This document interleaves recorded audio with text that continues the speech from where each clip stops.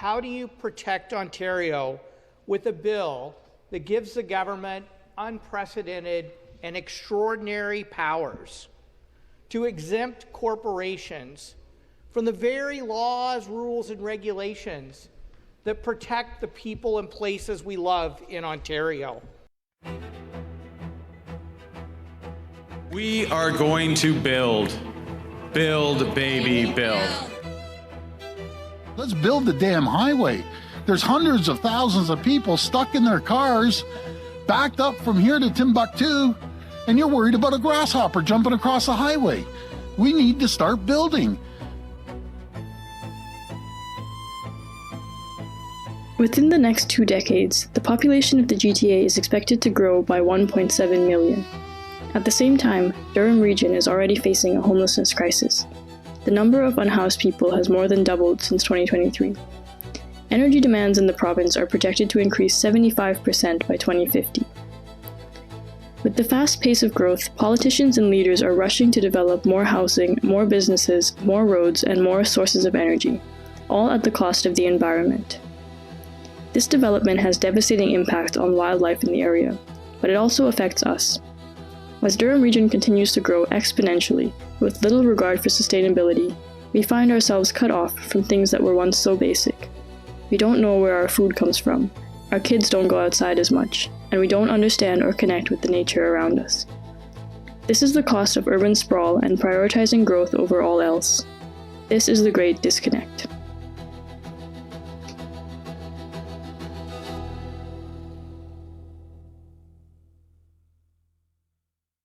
Urbanization in its very core is the aspect or the action of going through, raising the land, destroying everything that was there, and then putting in a grid pattern and then replanting things with, ornamental trees that aren't going to drop a bunch of fruit that the raccoons are going to eat. And, it's curating a small subsect of species that will grow here that aren't necessarily all native. And so people in urban environments, they know there's trees, but they don't necessarily know how to recognize which tree is which and which ones are important for their personal survival because they're no longer connected to the plants around them in that sort of intimate, you are my survival, I'm your survival kind of relationship where, they're tending to the farms or they're tending to all the different edible species around them. So it creates a disconnect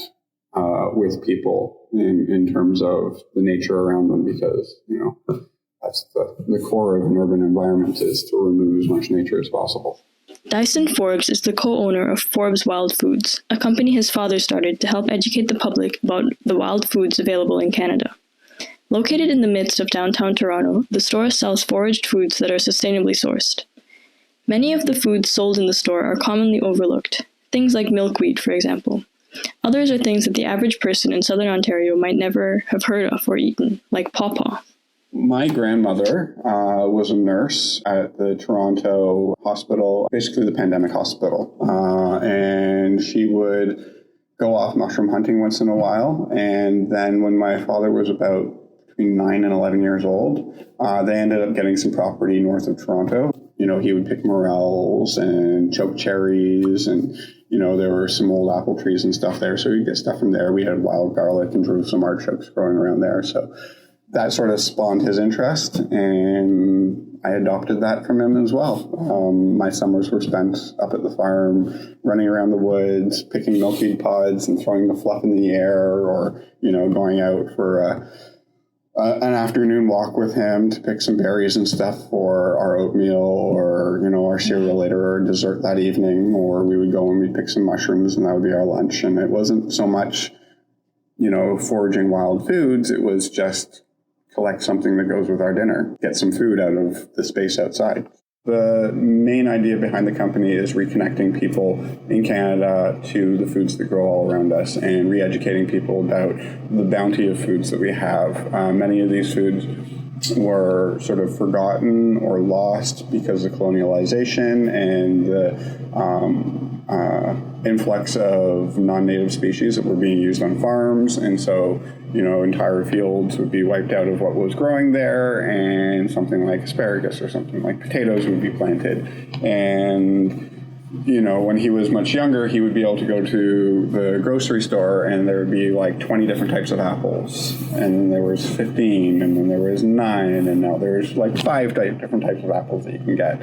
And so he saw this trend of sort of the, homogenization of food products that were available to people, and things like Saskatoon berries that grow all over the place. Like they're on the trees outside, and they're in the parks, and they're everywhere. People didn't know that they could eat them. You walk down the street and you're sampling berries from a tree, and somebody will walk by and be like, those could be poisonous, because they don't know, because that knowledge isn't out there. So while we are a food company and we sell food, a lot of what we also do is try and educate people about the different products. So many of these foods that we sell have deep, long histories in all the different cultures that ate them. So we've got a lot of foods here that are very similar to what are in Nordic countries. So Scandinavia has things like cloudberries and lingonberries and blueberries, and having access to these foods is quite important for a lot of people. So things like cedar leaf for tea, not many people know that most of the cedar in Toronto is white cedar, and it was one of the things that were given to colonialists when they were coming over to Canada, and they were showing up with scurvy on the boats. And so vitamin C rich drinks made from cedar and Labrador tea and other evergreens were served to people. And so giving people access to these foods that make up our history, it connects people with the land around them and gives them more appreciation for the small pieces of nature that are all around us. And that's something that can be seen since we started and now. I remember walking around neighborhoods in Toronto and it was just lawns everywhere. Everybody had a lawn. And now people are realizing that there is an importance in supporting a lot of the different native species that are around here. And one thing a lot of people don't realize is there's, 15,000, 10,000 years of selective breeding happening in our forests, making it so that most of the forests that we're surrounded by are food forests. They were full of, they were full of nut trees, they were full of fruit trees, there was herbs, and 10,000 or 15,000 years of people walking around, harvesting the things that were good for them and stomping on the things that weren't necessarily good for them. And so you find that there's quite a rich abundance of edible foods all around us, and having that connection and having that ability to learn about them and taste them and taste the flavors that sort of connect us to the land. Foraging can help to foster a deep connection with the land, as Forbes experienced. The skill of sourcing our own food is something many of us in the modern age have lost.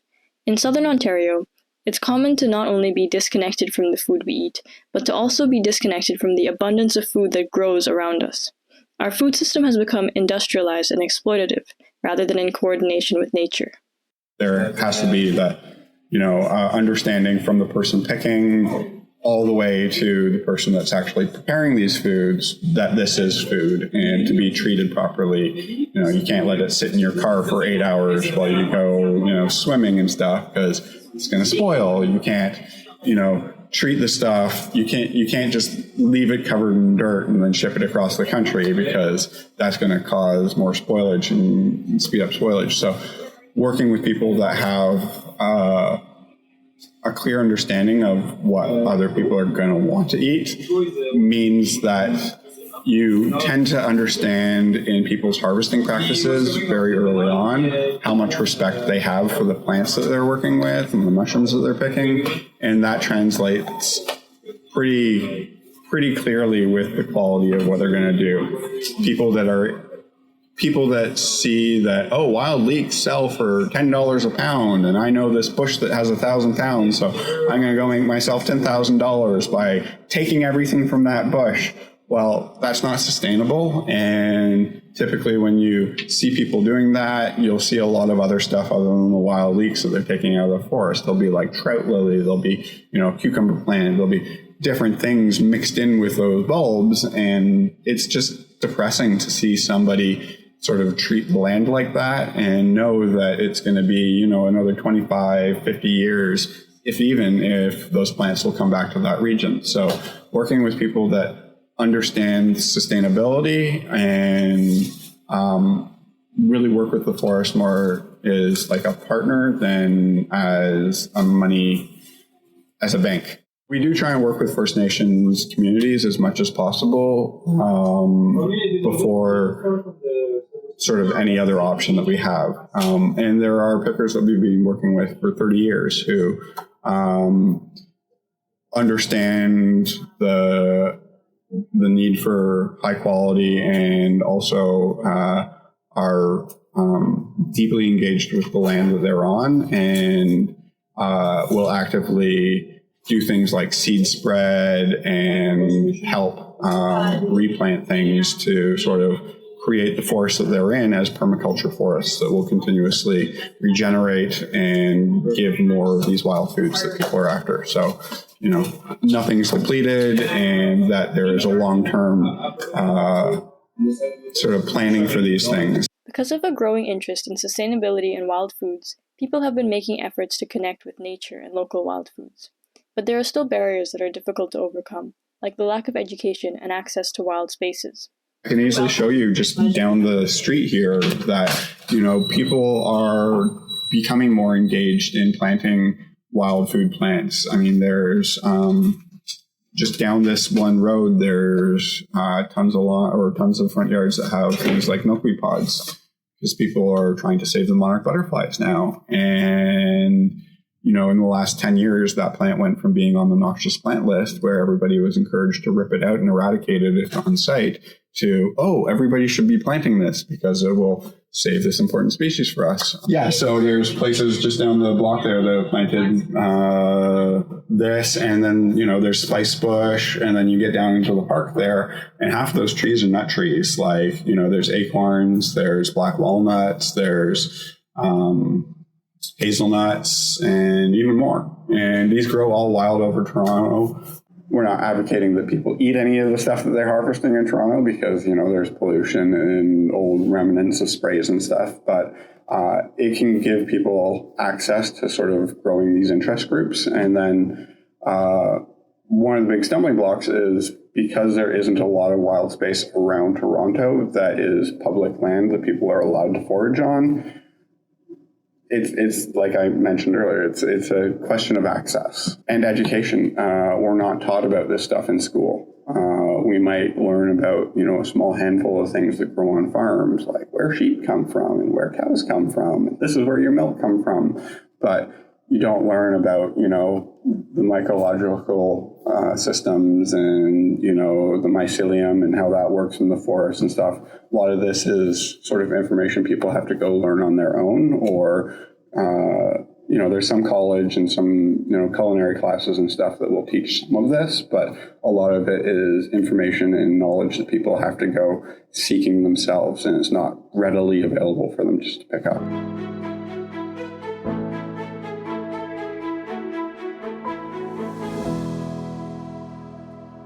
This disconnect between us and our local wild foods is aggravated by urbanization and urban sprawl.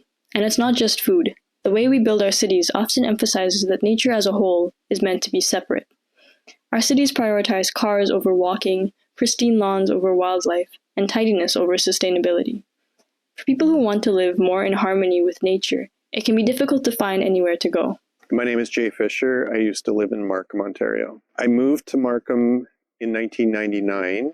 What attracted us to Markham, and specifically the Cornell neighborhood, was that it was promoted as a new urbanism neighborhood, which was to be unique from most other new development in the area. Part of the new urbanistic concept was for houses to be built with garages in the back of the lot, with more green space interspersed with homes, with preservation of forested areas, which was appealing to us at the time because we were looking for those things and looking for an excuse to rely less on our vehicles and more on pedestrian traffic and being able to walk to more places within our own neighborhood.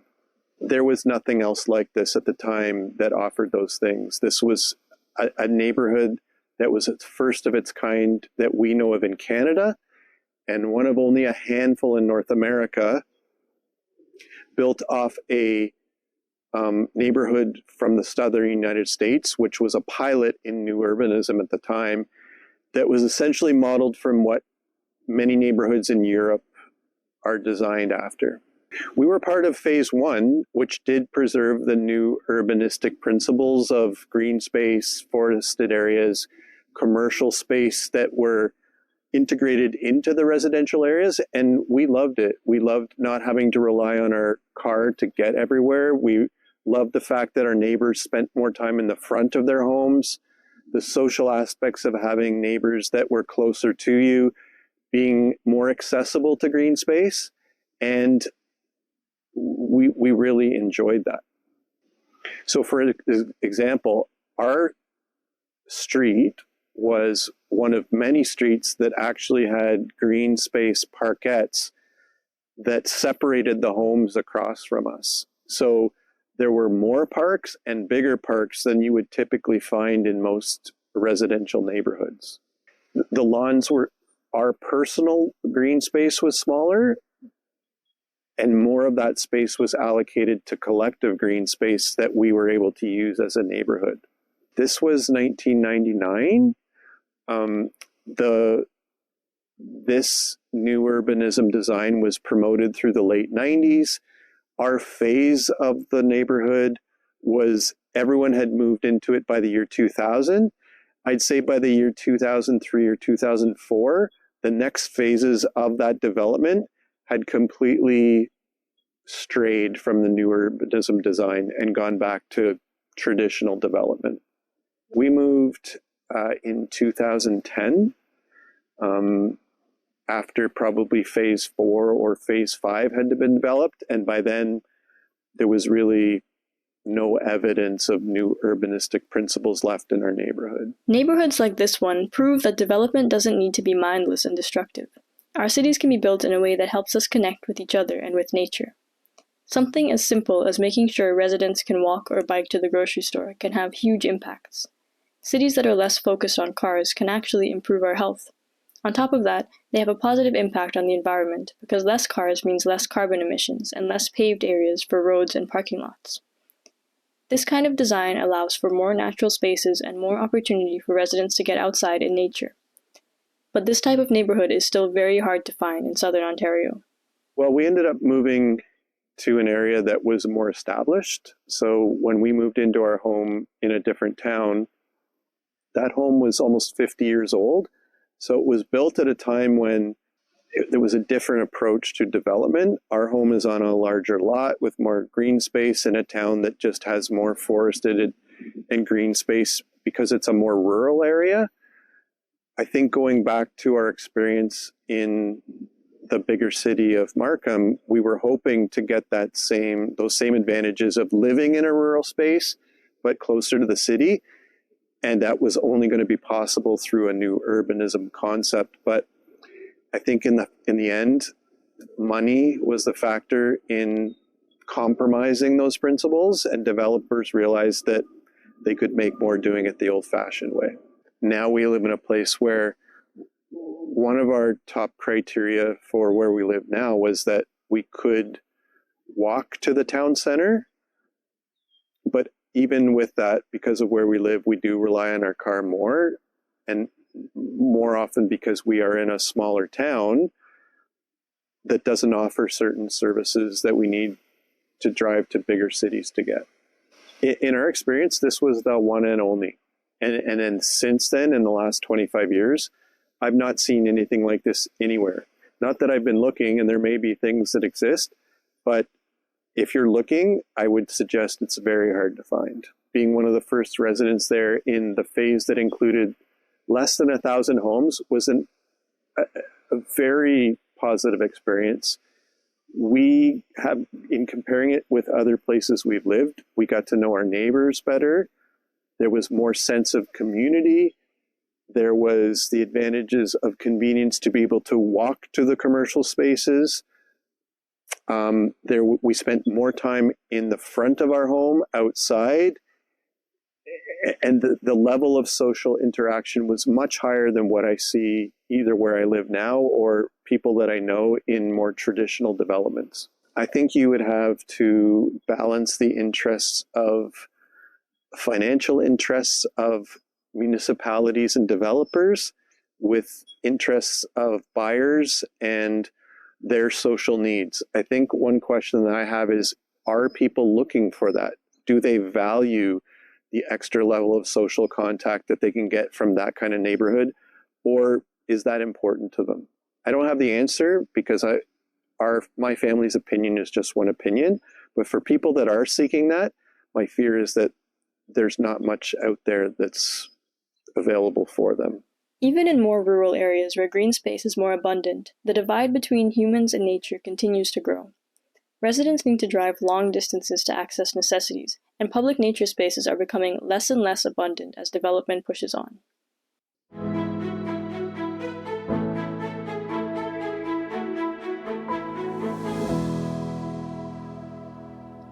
From an Indigenous perspective, this disconnect from nature goes even deeper.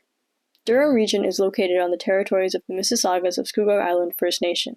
The land is governed by the Williams Treaties, which have been called one of the worst treaties in Canada. The treaties have been criticized for imposing unfair rules onto local Indigenous communities, including removing their rights to hunt and fish.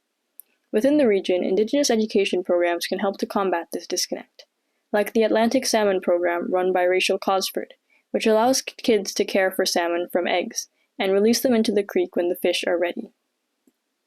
Ani, Rachel Cosford Indigenous, Mississauga 8 and Donjaba, Makwa and Dodam, Mississauga Ojibwe, Anishinaabe Kwe and Dow. My name is Rachel. I am from Mississauga First Nation on my dad's side and of European descent on my mom's side.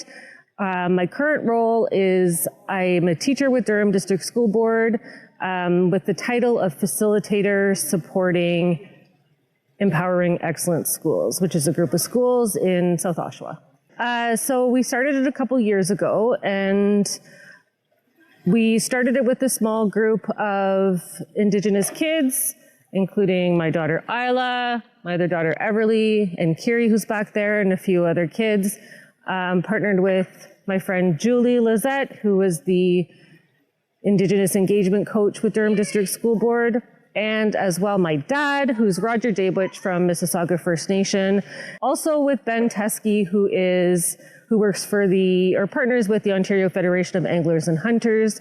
And basically the program, we had a group of kids come to the land 4 different times, and it started with the salmon eggs getting delivered and put into a salmon tank, and they lived in a little fish condo.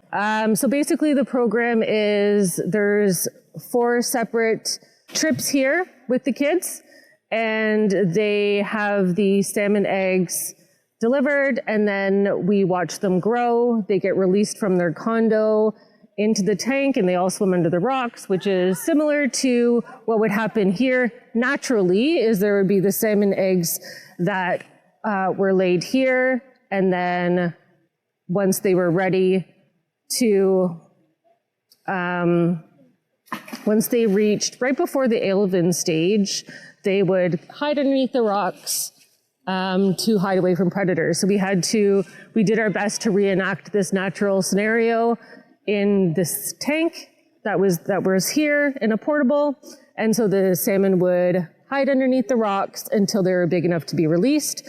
And then they were eventually released into Duffins Creek, which is connected to Lake Ontario. Another critical part of the program was because we partnered with my dad, he brought in a lot of cultural elements to the program. So the students who in our first year were just Indigenous youth and their families, And so they learned about relationships, building relationships with land, water, and the salmon.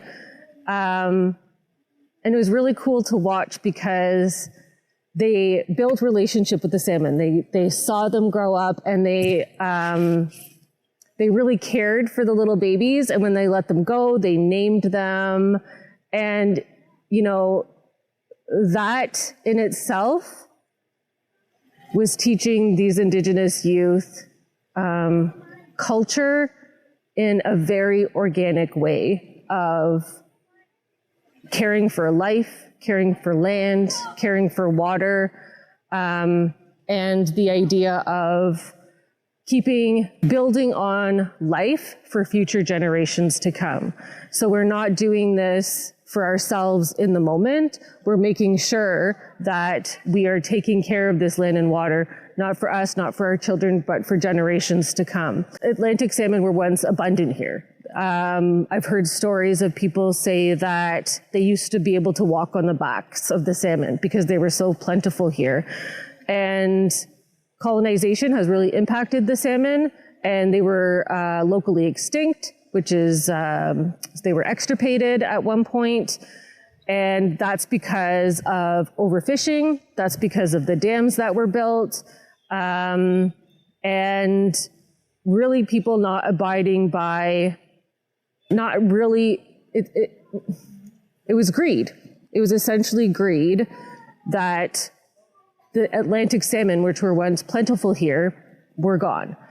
So in this particular program, there's only a couple of places where we can release the salmon in hopes that they will be able to mature and then make it back. And the whole point of that is Atlantic salmon have a survival rate of less than 1%. But it's important because, again, Atlantic salmon this was their territory. This is where they lived and thrived. And historically, Indigenous people lived and thrived alongside the salmon. There was a mutual relationship between the salmon and the people that were living here, from, you know, my understanding. And there was never a time that greed took over. It was always this reciprocal relationship that we had with the salmon here.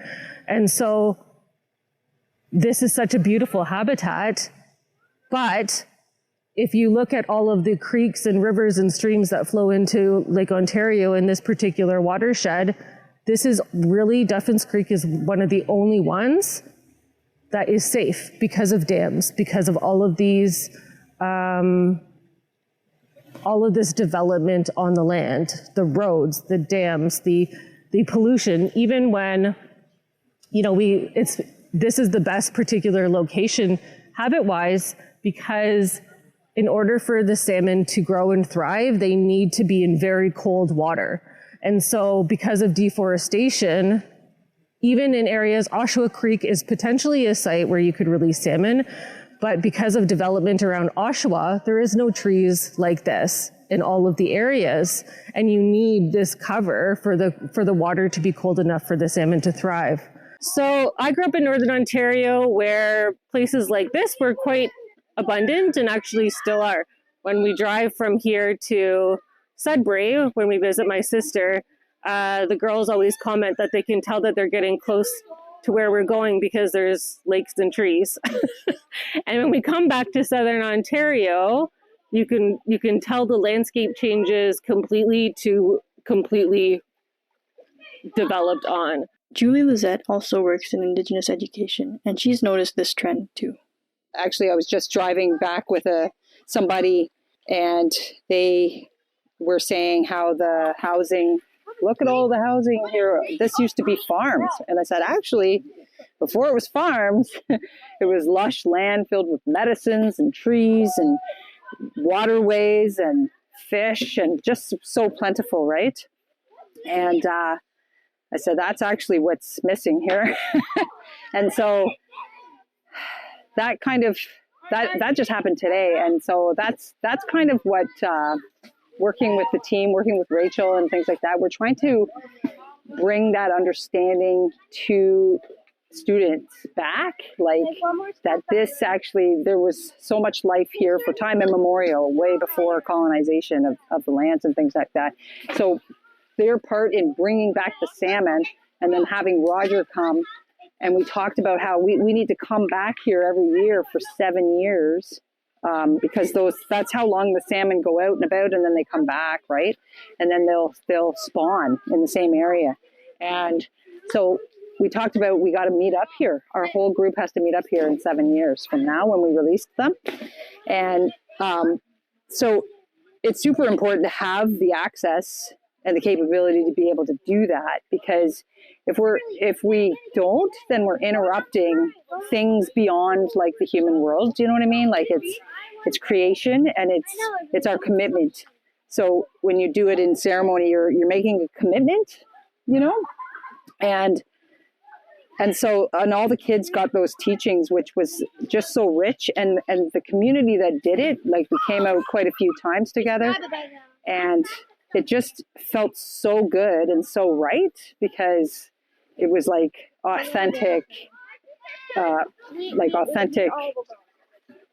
living, daily living, you know what I mean? And it was rich, and it was right there. So anyway, this was an awesome opportunity to almost try out what so many potential opportunities could bring for Indigenous students, Indigenous peoples of this area, as well as the students and people of this area. But it's not as simple as education alone. Often, it can be a challenge to even access these lands. And for people who do have access, additional regulations like time restrictions or limitations on the kinds of activities that can be done can make it difficult to form genuine connections with nature. This is especially true for Indigenous people who have traditionally learned on and from the land. We have the privilege of accessing places like this because this is protected with the Toronto Region Conservation Authority, and it's also an outdoor education site with the Durham District School Board.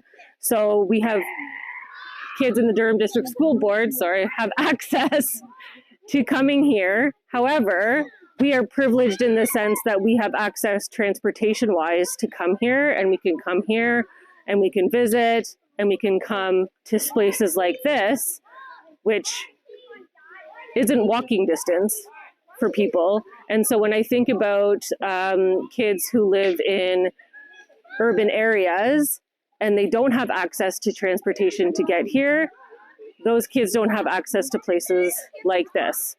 You need to have the access, the funds, the money, the car. There's no buses that come here to places like this.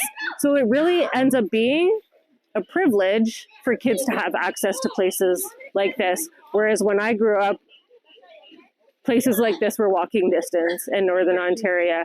But development has meant that kids in urban areas, like I'm thinking downtown Oshawa, if you live in downtown Oshawa, it's highly urbanized. And so, yes, there's a creek nearby, but it's not like this. It's highly developed on, there's roads, there's bridges. It's completely, there's no trees in certain areas. It's really hard, it's scarce to find places in this area that you can have access to. Indigenous culture and traditions, my ancestors, we grew up learning on and from the land. And so we learned without being taught. We learned through storytelling. We learned from people in our community, through their modeling, their storytelling, how we interact with the land and water. Again, for the purpose of keeping this land and water clean for future generations. And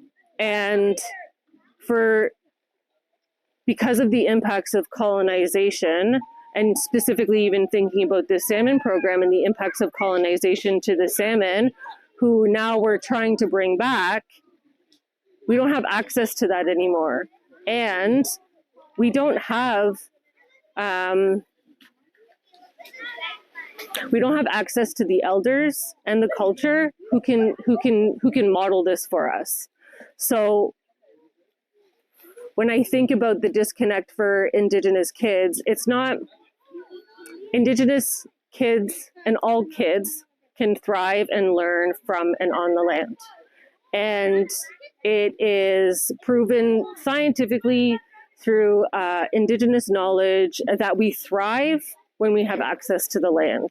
We thrive when we have the ability to play and learn from the land. And even seeing the salmon program and seeing the kids who participate in this program naturally build this love and relationship for land and water and all species on Earth, that's Indigenous education in itself. That is, my dad coming in as the elder and, through his storytelling, through his connections with history, that's Indigenous education, and the kids thrive and they learn. So the impacts of colonization have impacted our ability to have access, like especially in this area. It's not only that we don't have access to the land, equitable access to the land. I'm very privileged that we do have access here, but we're missing the people we're missing the elders to share their stories and their knowledge with us. I'm very grateful that I have my dad who passes a lot of his traditional knowledge on, but that's missing too. What I do find is that there is a huge lack of access for kids in schools. So there's just so many liabilities that administration has to think about, and they're quite often they just have to worry about getting sued by, like if something happens, then they might get sued, and then it's just a heartache for everybody, right? So they make all these rules that prevent kids from actually being outside.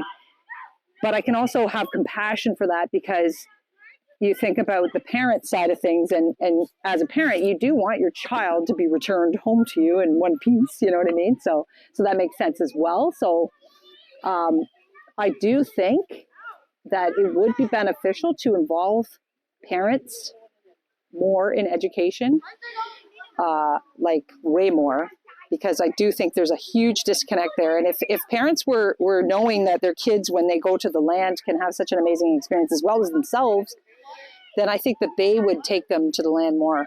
I think that the education systems are bound by so many liability issues that they literally cannot, even though research says how amazing it is to get out on the land, and how healthy it is for everyone's mental health, spiritual health, physical health, they just can't allow for it. I feel like if there were more opportunities for Indigenous parents to bring their Indigenous kids to the land, that would be huge.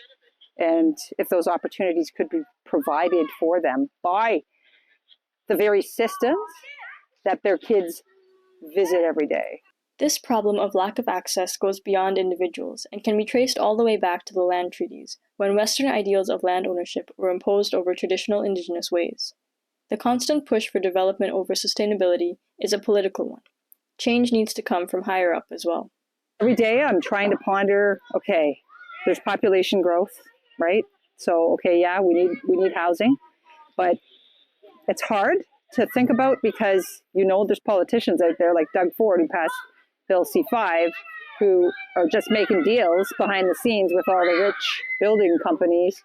But, and there's Indigenous leadership and elders out there who are advocating for their territory and the breaking of the treaty when they don't consult, they don't obtain permission. And it's just like when you're looking at all, like, because I'm living in Oshawa, I was born in Oshawa, and Oshawa is just spreading like massively. Again, we were talking about it today, me and the driver. And it's just concerning because even seeing the Greenbelt sign on the way here when Rachel was driving us, I'm just like, is that really meaningful? Like, is that like, it feels like there's no real protection when bills like C-5 get passed.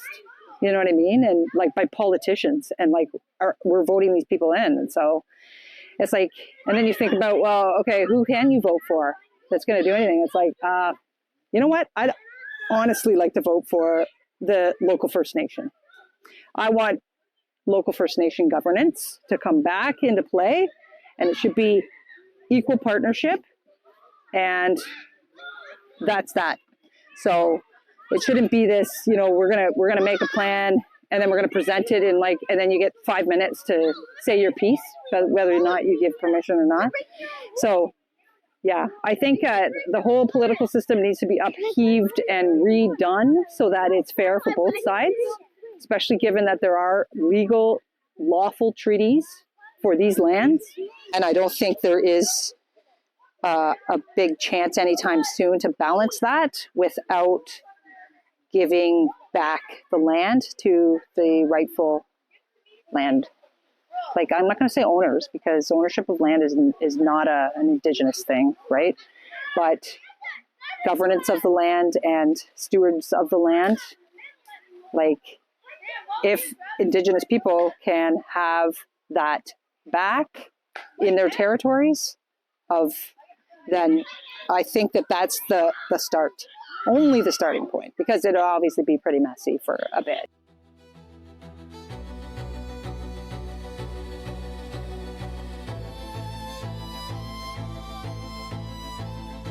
Standing on the bank of the creek where Rachel's class released their salmon, it's obvious to me that there's more to Durham Region than parking lots and condos. But it's not so easy to remember that when I'm in the middle of the city. Everywhere I look is construction, new strip malls, cars driving on lanes and lanes of highway. Every time I drive the main streets, it seems there's more gray and less green. The city is continually pushing outwards, growing without any end in sight, and less nature is allowed to live in it. This is the great disconnect. Nature on one side and us on the other. Looking to the future, it's clear that a lot of development will need to happen as the region's population grows rapidly. But maybe this can be an opportunity, rather than an ecological collapse. The region's growth could be our chance to develop sustainably and bridge the gap rather than widening it further.